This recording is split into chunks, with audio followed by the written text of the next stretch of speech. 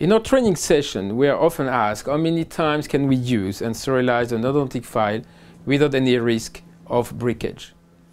The answer is often vague, since different doctors have different practices, but I would like to present you with the arguments that support single use and which are backed by legislation.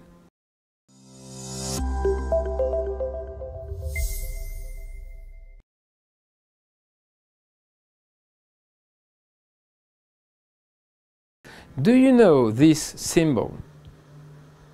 Probably not, but if you look at the packaging of your endodontic instruments, you will probably most likely find it on the back of it, together with many other symbols. This symbol indicates that your instruments should not be sterilized again after use.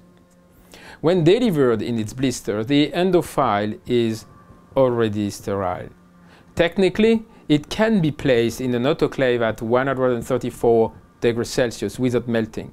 This is not the problem. So why ban it?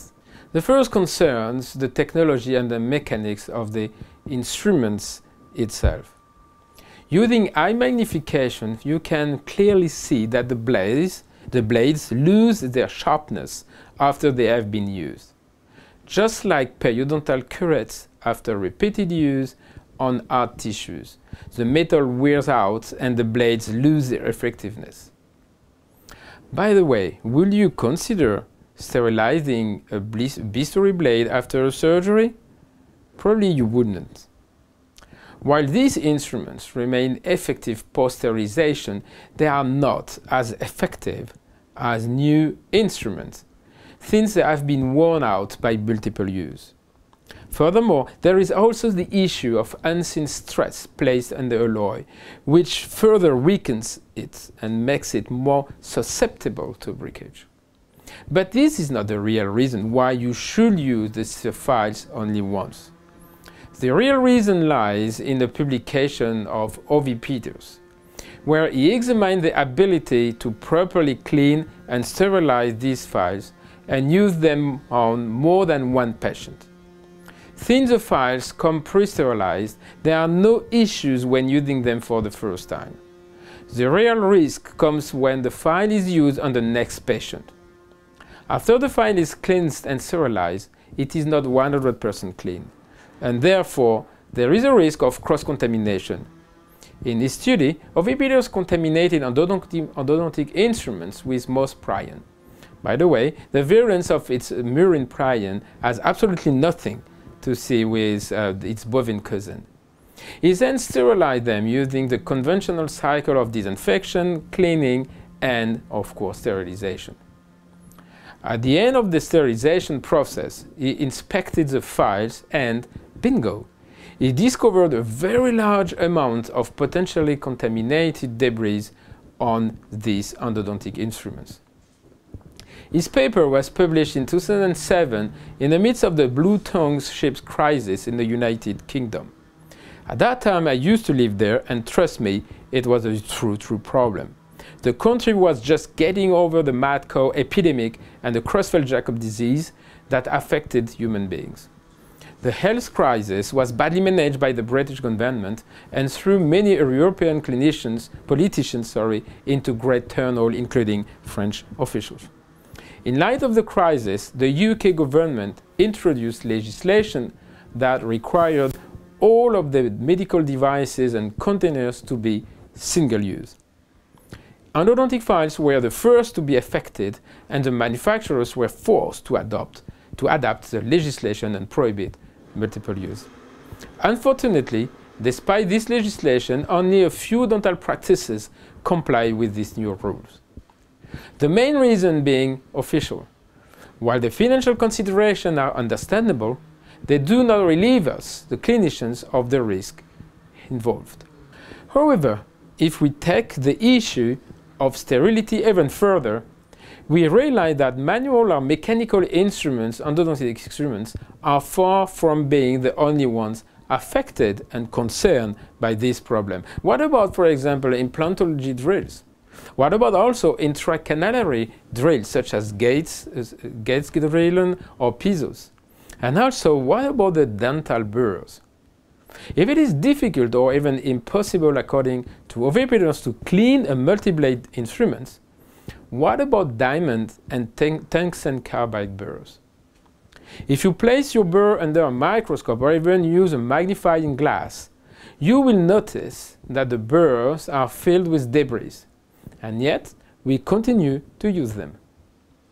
According to one study, contamination rates following sterilization range from 15% for one group of used burrs to 58% of one group of used files. That is a true concern. As a clinician, we do not have to do cross-infection between patients.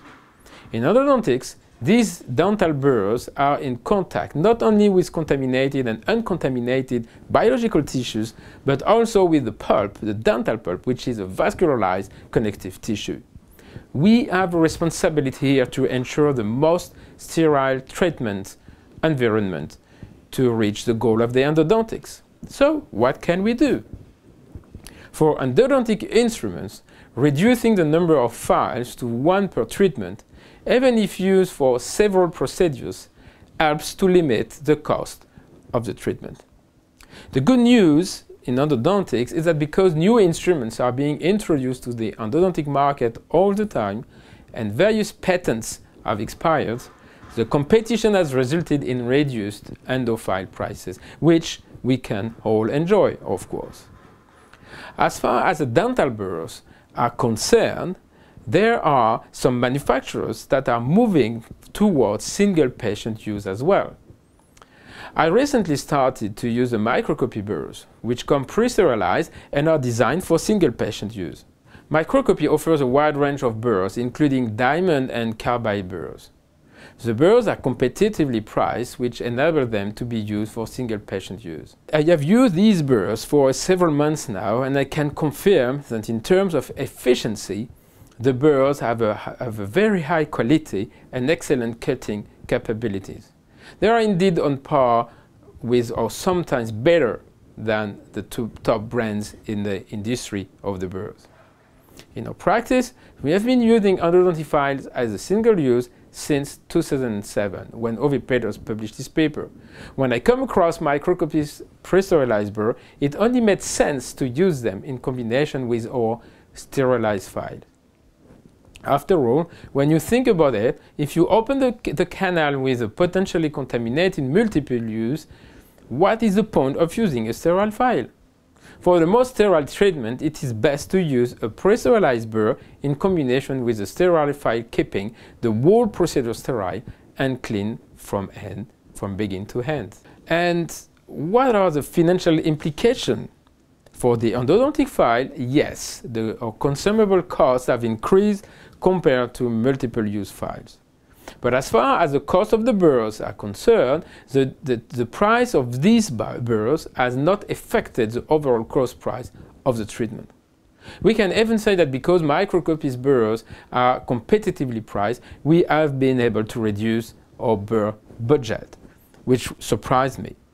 And in addition, we have dramatically cut back on non-income generating activities like cleaning the burrs, autoclaving them, cleaning the tools, and the time it takes for the dental nurse to reprocess the burrs from the chair to the chair again. Now it is up to us to manage, or at least to think about the ecological impact of the decision. In my opinion, we should work together with the industry to find a viable eco-friendly solution for all single-use devices, not only files and burrs, but that in the interim period, we should take all measures to avoid any health risk in our clinics. In conclusion, should we move to the single patient use for all of these products? The question itself is actually no longer relevant, since regulations prohibit sterilizing the files and using them on more than one patient. As for the burrs, we still have the choice. But personally, I strongly recommend to use microcopy's single patient use pre-sterilized burrs. For endodontics, of course, but also for every other use in the dentistry. I wish you all the best.